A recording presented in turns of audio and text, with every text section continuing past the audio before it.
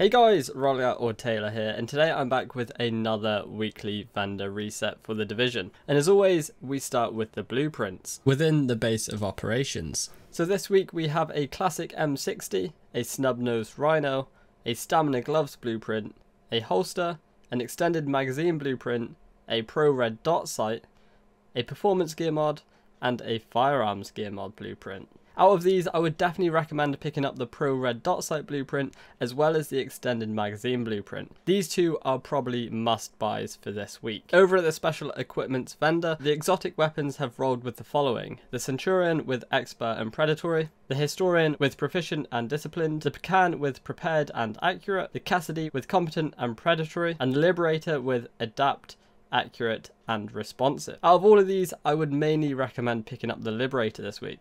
With it already having Responsive, you've got a choice of whether you want to roll off Adapt or Accurate here to make this Liberator a very good PvE or even PvP weapon.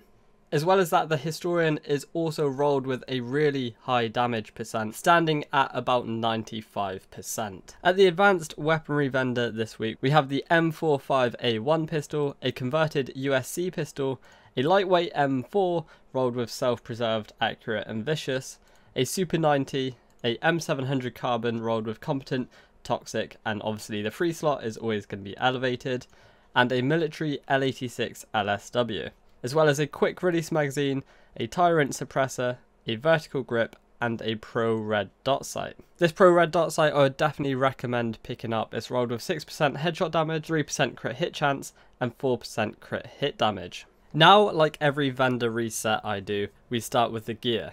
So first up, back in the Special Equipments vendor inside the base of operations, we have a really nice pair of Nomad knee pads.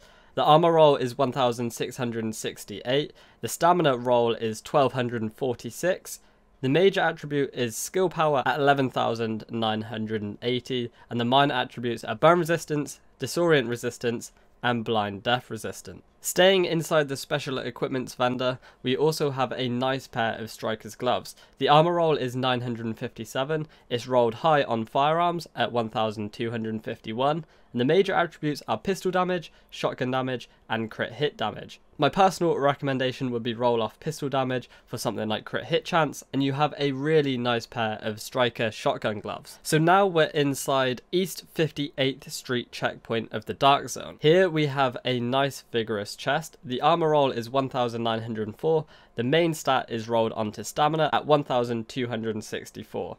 It's rolled with all resistance as well as health, and it's also got ammo capacity as a minor attribute.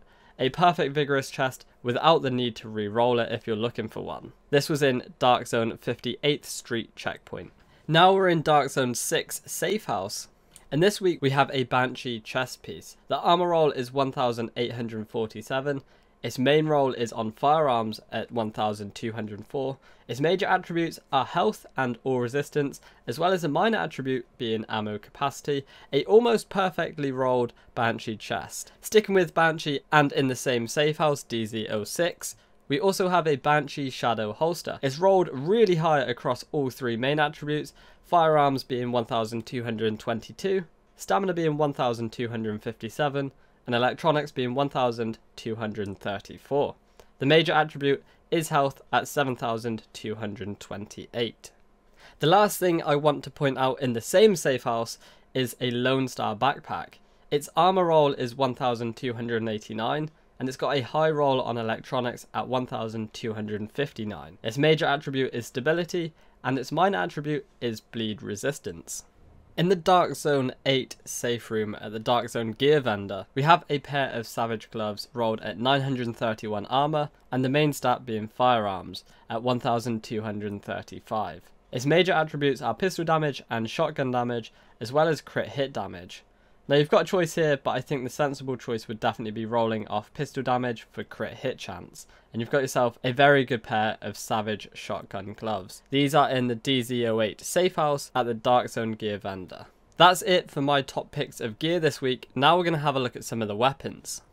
This week for weapons, we're starting at the weapons vendor inside the base of operations. We have a really high damage roll on a Scar L here at around 94%. It's also rolled with Ferocious, Commanding and Dominant. Not the best rolls, but like I said, the damage is a really high roll on it, and I'm sure you could make use of this. So that's a Scar L at the weapons vendor inside the base of operations.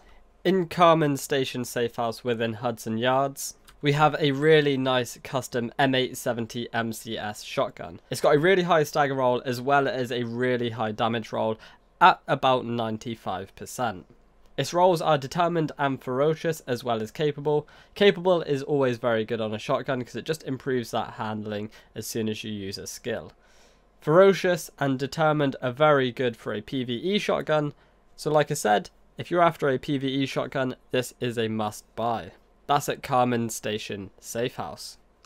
I could only really find 2 weapons that I hadn't already spoken about to recommend this week, but now we're going to have a look at some gear mods. Again, starting off at the base of operations gear vendor, that's a prototype electronics mod rolled with 253 electronics, and the major attribute is 3% skill haste. These are always a must-have within any skill build, and this is at the gear vendor within the base of operations. The next gear mod is at the Dark Zone East 34th Street checkpoint. This is a prototype performance mod with 4.5% pulse duration on it. If you're rolling with a pulse, then this mod will always come in handy. Now we've covered gear mods, we're going to cover some weapon attachments.